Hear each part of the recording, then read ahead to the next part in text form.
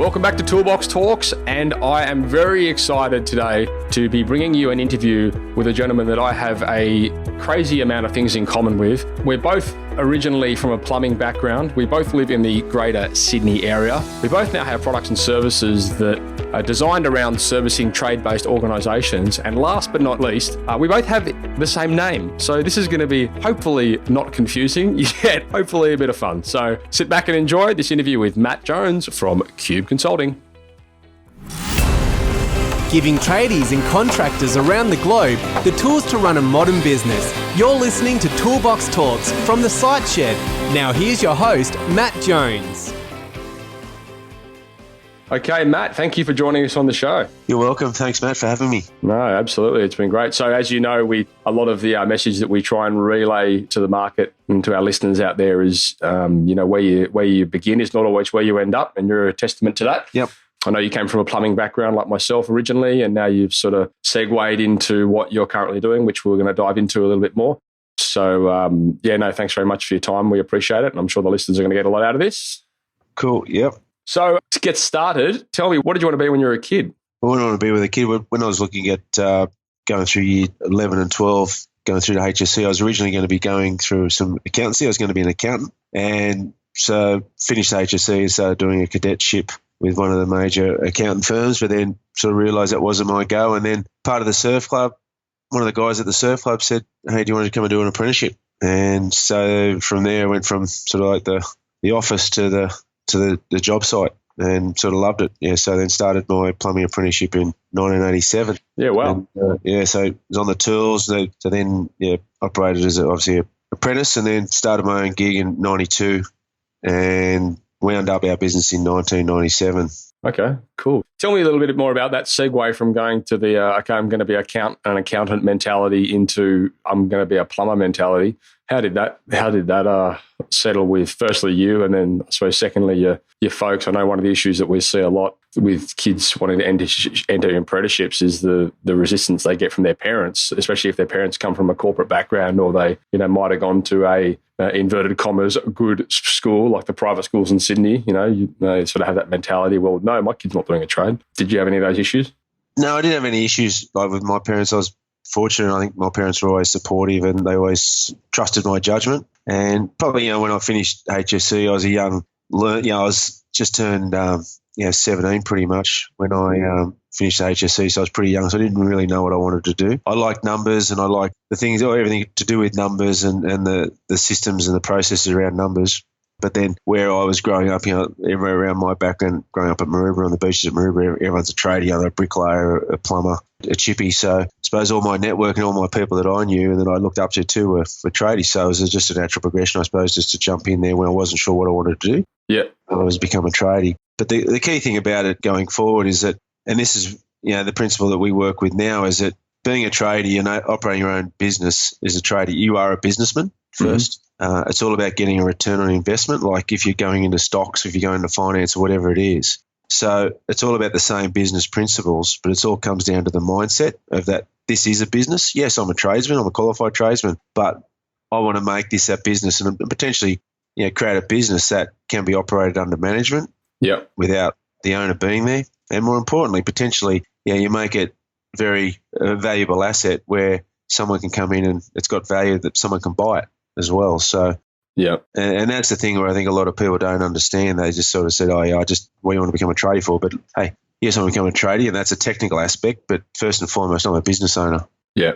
Oh, look, it's one of those things. It's so hard to communicate sometimes to people. I mean, even from what we do when we're building websites for companies, like we really try and communicate the fact that we're not building them a website, we're building them an acquirable asset. It's that sort of mentality and mindset, I suppose, that, it's kind of, I suppose, foreign to a lot of tradespeople out there. But, man, it's an important one to communicate across, isn't it? Oh, yeah, 100%. And look, it does it. It comes back to that education and opening them up and making them aware that what they're in business for. Because, as you know, look, when you're coming through the trade school and starting off with most bosses, it's just like just get in and get it done, and don't think anything else other than just get the job done. Whereas, especially in this competitive market, it's all about developing, building an asset that is attractive to a potential purchaser. And why do it's not about just the what. It's not about just getting a website, but why do I need that website? Why is that website important, long term? Developing my contact lists and my database and, keeping in contact with them. Why is that important, and why is it important to start that now before I want to maybe sell it in 5 years' time? Yeah, and I mean, even at the foundational level, like having a tool there that can professionally represent you. Like, I mean, the website's just one example, but there's so many other things. Even from a branding point of view, that all sort of tie into that whole ecosystem. Well, the thing with the brand, it needs to be consistent, and the branding needs to be consistent from the content and the look and feel of a website to the look and feel of a proposal and quotation documentation.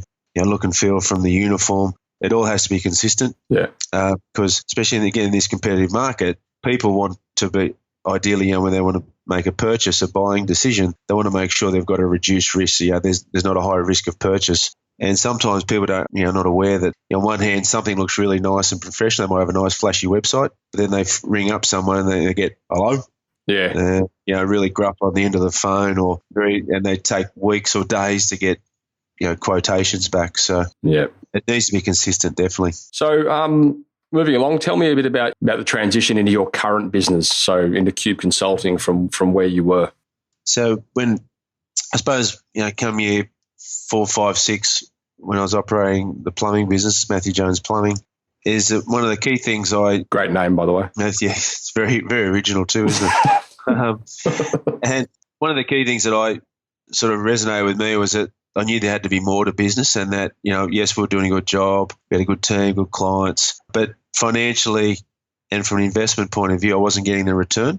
Always paying bills, there was no dramas there, but I just knew from a business point of view, I should be doing more. And this is in, again, like the mid 90s, so there wasn't as much information around as there is now. So I decided that I wanted to learn more, and that's when, hence I shut the business down in 1997, started applying for corporate roles, and also went to university as well. So I went on a 10-year journey, working with the likes of Macquarie Leisure Operations and Sara International, and had a really good opportunity to work in and sort of move my way up into general management roles, where I was looking after big operations of businesses that are turning over 100 million. And I got a good sense of what it's about to run an organisation at corporate level, presenting cases to the board, talking about return on investment, managing balance sheets, capital expenditures, profit and loss, sales, marketing, branding. And during my corporate career, I combined that with my university study, a Bachelor of Business and Commerce, and majoring in marketing and sub-majoring in finance. So I had, over the course of 10 years, I really sort of tried to condense a lot in. Yeah. And then come 2007, I knew it was time to, let's go back and run our own business and start Cube Consulting Group, and obviously specifically bringing the corporate knowledge and what they're doing at the high end and with some big numbers, and bringing those principles down to the trade level and the construction sector, which has traditionally been a bit hesitant and a bit like probably blasé about needing to know that information. Yeah. So we're really passionate about making our profession professionals, professional. So the way we see it, the more professional people are, business owners are at business, twofold. One, their business is profitable, they've got cash in the bank, but also they're actually starting to design the lifestyle that they want. So they're not having to work 7 days a week, and they're not on that, that treadmill of trying to just survive a year. A lot of businesses right now, they're about to go, just survive 2015. Okay, let's go again. See if we can survive 2016. So, that's a tough way to go about it. So it's all about designing the lifestyle you want. And that comes back through from having a very clear understanding of what the business needs to deliver you as a business owner. So it's been we've invested a lot, and I've invested a lot to try and make sure that our programs are top-notch, first class, and ultimately that we're providing the best value for our clients. Yeah. No, it's great. And the next question I was going to ask you is what's unique about your company. But I think, well, from my point of view, what's unique about your company is, well, one of the things anyway, is that you coming from that trade background originally, and then being able to tie in, that 10-year of corporate experience, like that's quite unique, being able to relate it back to trade-based organisations specifically. I think that's something that a lot of companies out there struggle with. Yeah, I think so. And I think when we see people and we get feedback from people, is that often when you get a sort of corporate type trying to sort of come back into and communicate and coach or mentor or consult with the trade base, they find it hard to connect there because they're not quite on the same page. And often then the trade people feel like they can't relate to them, and then sort of goes over their head. And obviously, like getting a lot of time, it's a unique concept really working on the business as opposed to just the tools. So it can get frightening for people. And so one of the key things from our point of view, what makes us unique, one, we can 100% relate to the business owner and what they're going through and the trials and tribulations and all the things they've got to try and do to get the job done and make ends meet at the end of the day. But then I think one of the things with our unique, we're really passionate about with our programs and the uniqueness where we start. Like, we don't really go into a sales and marketing program or a HR program until we get the numbers and what we call the story of the business right. So every business and every business owner needs to know the story of their business, which is all about their numbers. It's all about understanding the power of the numbers based on gross profit margins, who's their most profitable market, who's their most profitable customer, what are their labour efficiency ratios, what are their charge-out rates, what are their break-even rates. All this key information, which I brought out of the corporate world, that's got to be used to then leverage and a strategic point of view, from a strategy point of view, in terms of, okay, this is where our sales and marketing needs to be, because this is based on our numbers, based on who we are, based on what we need to charge out. Then we need to find the ideal client that'll match that. Unfortunately, what people do is people just go out there and just try and find anyone. Okay, they're talking to me. Now, what price do you want? Okay, well, there you go. It's at $40. Whereas what we do is we make it our clients that they're absolutely 100% confident that I need to charge out $100 no matter what, because the numbers are there. Because if they don't charge out $100, guess what? They're not going to be making any money. And they then go out and find, and we communicate through a couple of programs, my brand plan. So they're very confident as a leader to communicate, we're charging $100 and this is why. We've got the credibility, we've got the systems, we've got the team, we've got the values, and also we've got the guarantees to support while we charge that. So we're big on making sure that our clients are educating their customers as to why they're different from every other beast out there in the jungle. Yeah, right. Yeah, I mean, you see it a lot, don't you? Even at the basic level of people just not charging enough. I was talking to a lady the other day who's got a gardening business, and she was telling me how she's thinking of moving her pricing up from $25 an hour to $30. I was like, good God, just crazy, Because, and this is the issue, is because they don't know the story of their business, they don't know the power of the numbers, they're not confident in saying, you know what, I'm charging $50. Yeah. When you're not sure, this is like anyway, when people aren't sure of what they need to be charging, or if they get pushback from a customer and they're not sure, they go, oh, okay. Whereas what we instill is that confidence. It's like, no, I am charging that because this is why we do it. This is why we're different to everyone else. Whereas most people do not, they just try and sell. They just try and sell the price or to sell the product that they're delivering, as opposed to educating the client why they solve the client's problem better than anyone else. Yeah. We're in now faster. We've got better systems, better processes. We guarantee this. So this is where a lot of people competing on price, because they never get out of that. They're always trying to sell as opposed to trying to educate them why they are different.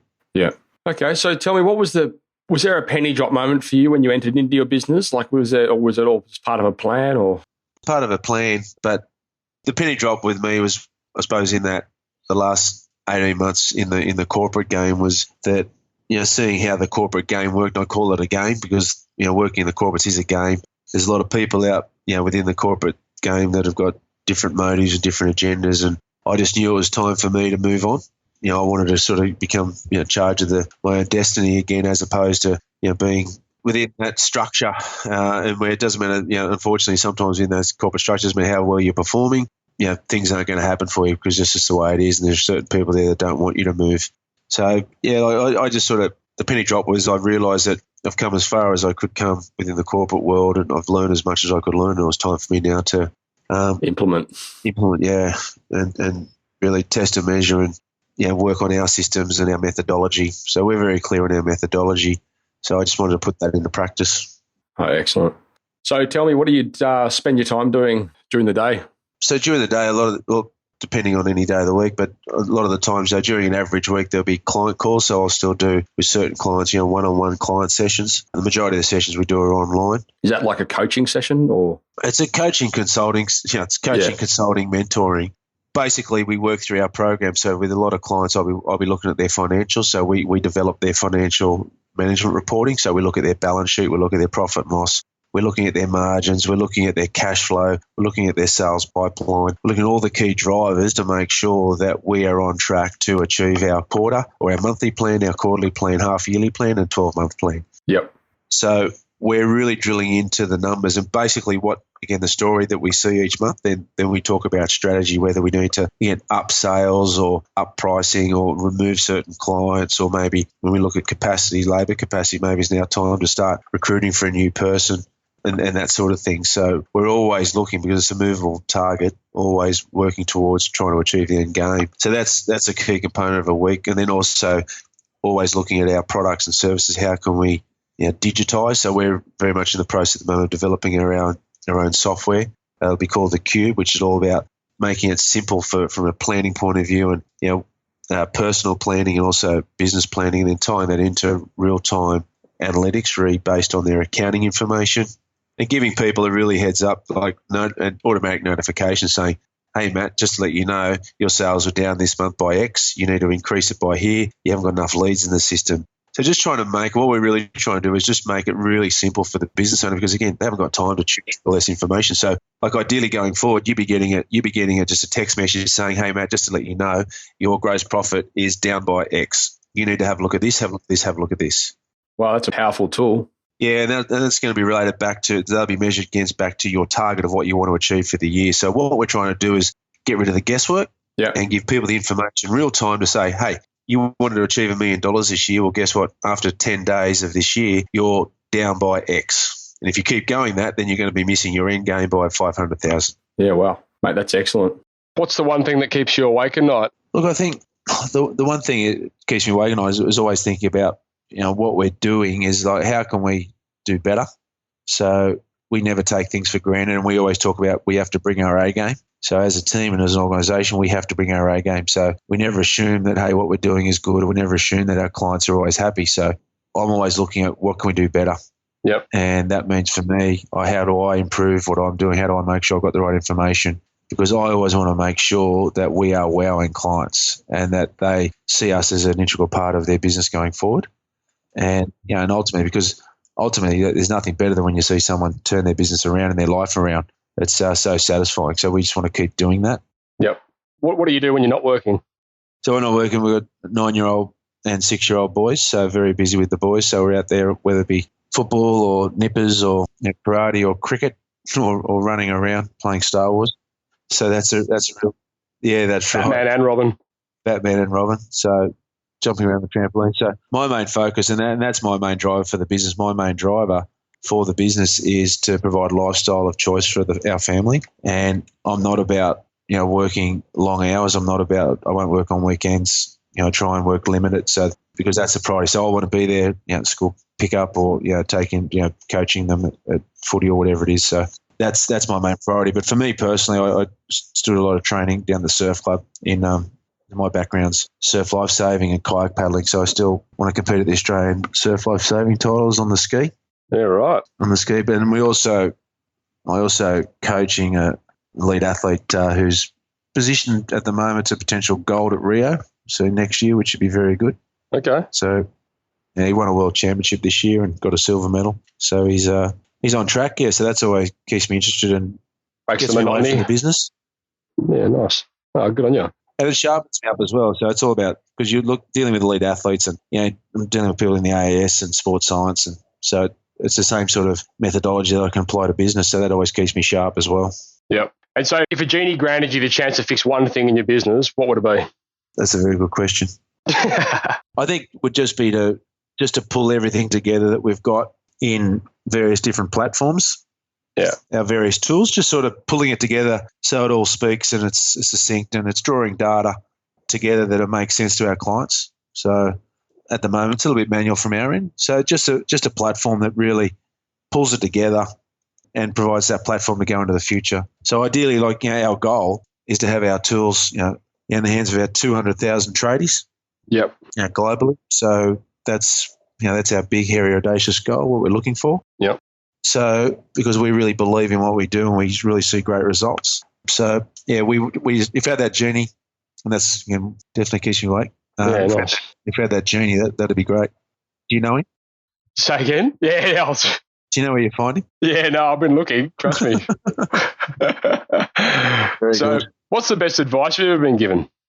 Look, I think the best advice, and you hear a lot, is that you have to persevere.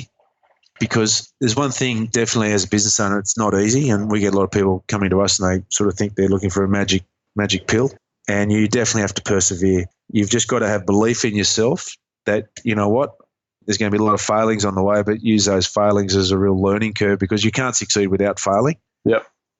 And you've just got to keep going. So it's amazing when I see so many clients at the moment in the tradie space. They'll knock on a door and the person will say no. And I say, well, you're going to go back there and reintroduce yourself again. They said no, but because they said no, but you come at a different angle. You know, so too many people, they don't know how close they are to the ultimate goal when they stop. So you've definitely got to persevere. It's one of those things that we try and work with tradies to do as well, and just be present in the front of people's minds when it comes the time that they may need their services. So it's not a matter of pestering them, but if you can, if you've got some sort of program set up, that can just keep in touch with them from time to time. So maybe coming into winter, if their heater's not working properly, I remember this email I got from so and so. Maybe I'll give them a call. That's right, and I think it's with from a customer relationship management viewpoint, it's definitely important to keep in touch. And it's pretty much been found that clients will buy after about 7 touch points or 7 contacts. Mm-hmm. But most people give up after 2. Yeah, right. So that's the thing. You've just got to be relevant. They might really like what you've got, but they're just not ready to go right now for whatever reason. Yeah. So you get 100%. It's really important to keep present and keep contacting. And we actually did a bit of research around that field there, and we found that guys, especially in the maintenance and emergency service aspect, that touch point relationship is a lot lower. Like people typically, they're not so much willing to shop around when they've got sewer overflowing in their bathroom. They'll just find someone on their phone, call it straight away. Just get it. Yeah, that's right. Exactly right. Get it done. But then it's the next time leading up to it, or if it's not so much of an emergency, but if you're good at maintaining that, I suppose, communication avenue between you and that customer come time when they may need something else, if you're fresh in their mind, then they're more likely to call you. Yeah, and look, it just comes down to building a relationship and building trust. That's the key thing. And a lot of people just got to, they don't factor in, but you got to look at every customer, the lifetime value of that customer. Too many people in that tradie mindset, you're just looking at that customer as a one-off purchase. Yeah.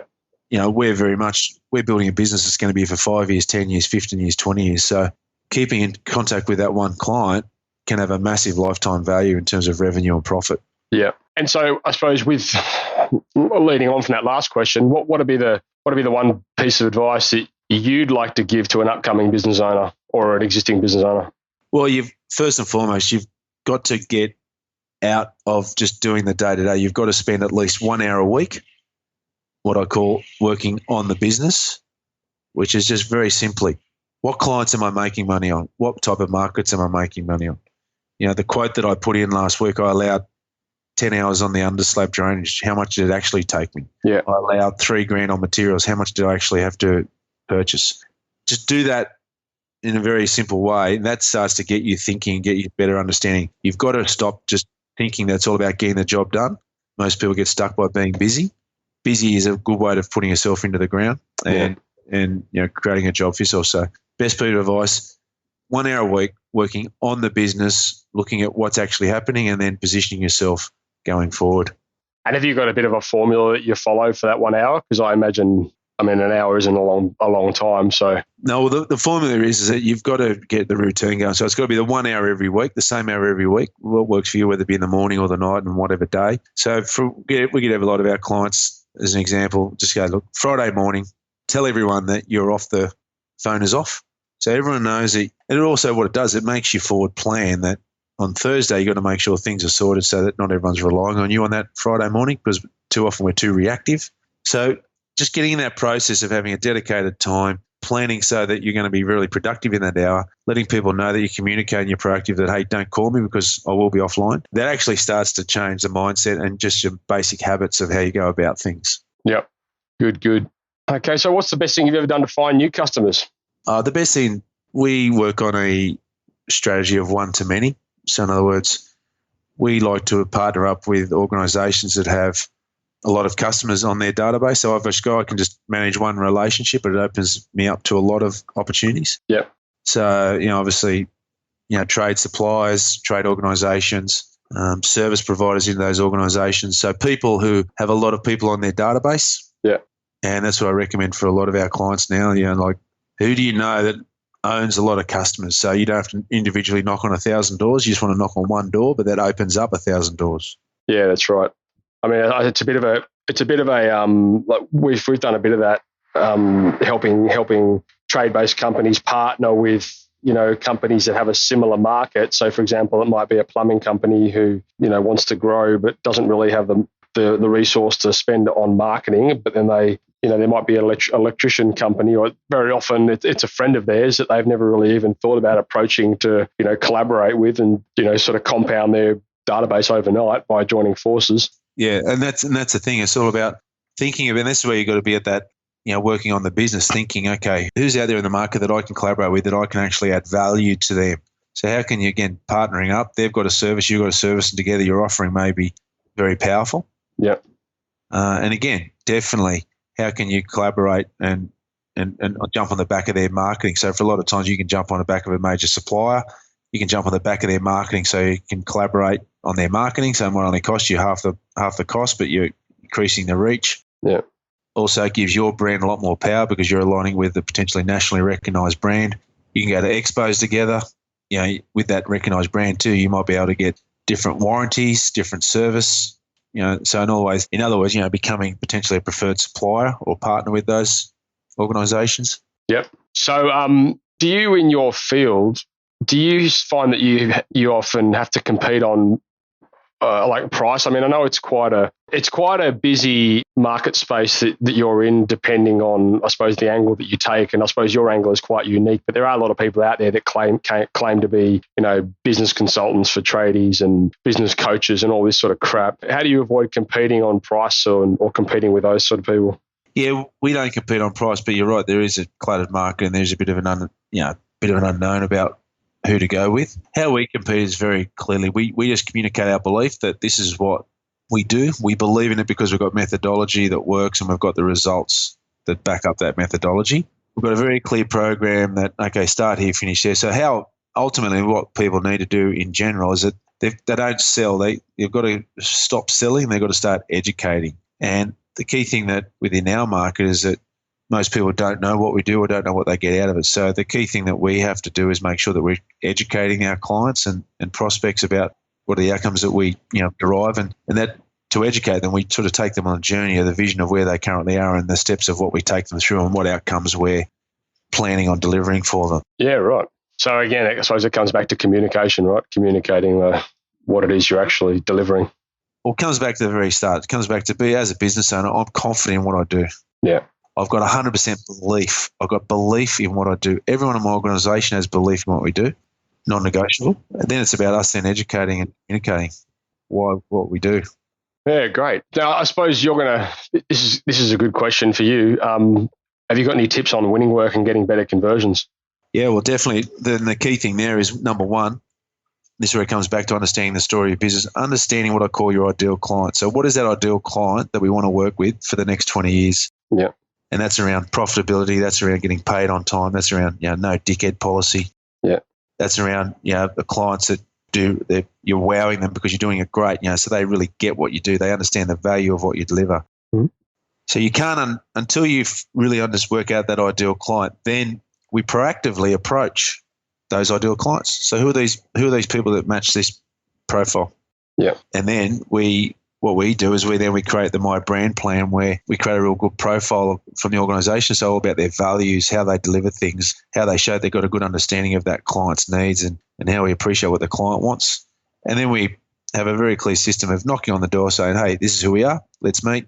And then we go through that, educating the client about how we understand them better than anyone else. Yep. Yeah, okay. Well, it's a pretty good framework. So first of all, understanding the client. Second of all, approaching that client, or maybe before that, even setting your brand correctly so that when you do approach that client, you can resonate with them. And then I suppose keeping in contact with them. That's right. So you got to do some research on that client. So whatever you present to them, you show that you know them. Yeah. Just regurgitating stuff that you've sort of pushed out to the previous 100 people.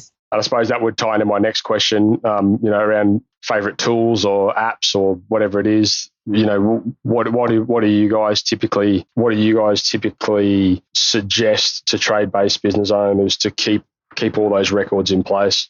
From our own perspective, what we do is we've got our My Business Forecaster, which is really key in terms of monitoring and looking at their business. So from there, that gives them the scenarios to make sure they're charging out right, and if they can they afford to put someone else on? If they put someone else on, how does that change? But then from there, at the moment with the business tool, then that obviously then has to tie into their accounting software. So it's providing real good numbers. So that's from a business intelligence point of view. But yeah, definitely from a marketing platform like CRM, we use Infusionsoft. Yeah. So that does our marketing campaigns. Yeah. And we use that's a real key one. We use Office 365. Yeah. In the cloud. So yeah, we're operating all. Obviously our total business is operated in the cloud. Yep. And what accounting software do you guys use? We use Xero. Okay. And I suppose, what about for trade-based businesses? What sort of tools do you typically suggest for them? Well, obviously they've got to get their accounting software in the cloud, so they've got to get it off desktop. So definitely, MyOb Live is in the cloud now. Yeah. Xero. How does MyOb Live compare with Xero? Look, I think it's working hard, and it's definitely making a lot of changes from what I've seen, and just internally, it's making good inroads. There's no doubt Xero got the jump on them in terms of moving into the cloud and creating that app space. Yeah. But MyOb is the way. So if you're already currently on MyOb and you like MyOb, then just upgrade into the cloud and test it out that way. Because ultimately, when you got your accounting software in the cloud, you can invoice from McDonald's, you can invoice from China. It doesn't matter where you are, and you get things done in a simplest sense. But really cool things about reporting and stuff like that. Though, like obviously, iAudit is a really cool little tool just to create nice little on-the-job reports. You can add value to clients.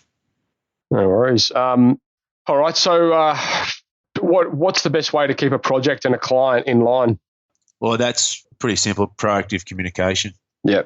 So, well in advance before the scheduled timeline is completed. We're always checking. Where are we up to? Is it going to go ahead? Is it going to be finished on this date? What needs to happen to make sure it is on this date? Yeah. That's where, unfortunately, a lot of businesses fail because they get stuck in, waiting for the directed by the client. But ultimately, what I call, you've got to manage your own calendar. You've got to be in control of your calendar.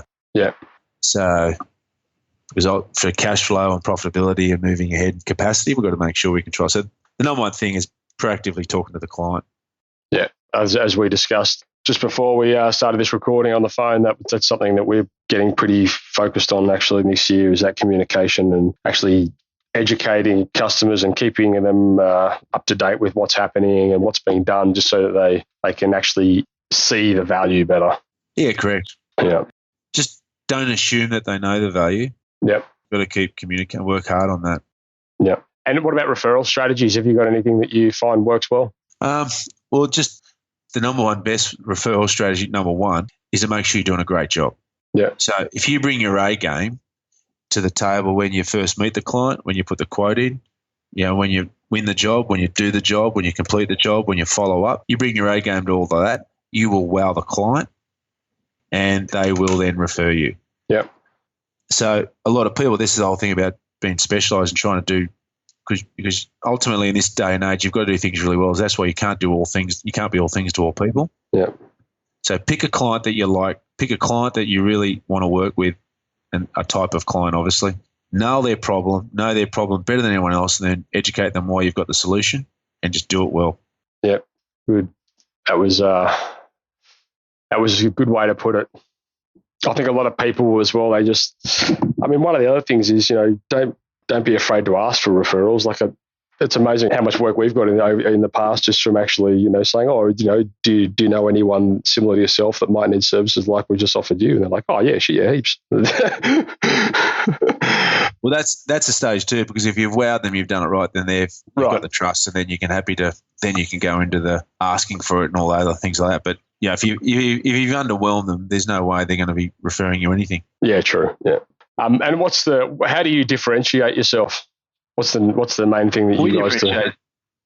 Well, our big thing that we hang our hat on, our methodology, is about understanding the story of your business. Yep. So our methodology around the numbers, and we leverage everything off that because, we see time and time again, often, some people will build a website or a marketing campaign, but they don't actually know exactly that, they build it around, they're communicating with the type of client that, guess what, doesn't make them any money. Yeah. Or guess what, they're not really geared up to deliver consistently on their brand promise. So what we differentiate our from is that, one, we've got a very clear methodology of how we do it, which is, again, start from the story of your business, and then let people know the numbers, and then they get excited so they can then drive strategy.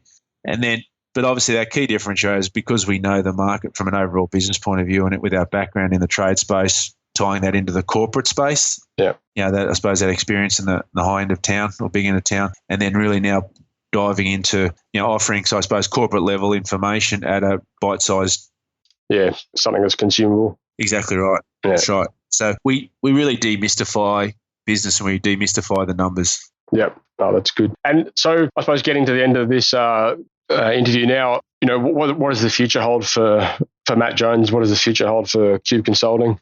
Yeah, well, we're definitely looking at that, leveraging and building a scalable model. We're definitely looking at providing product to our partners, our there'll be business suppliers in the industry, that we can provide them really cool tools that will add value to their organisation, and they can offer that through their markets. So for us, it's all about building a platform that we can speak to and touch a lot more people. Yep.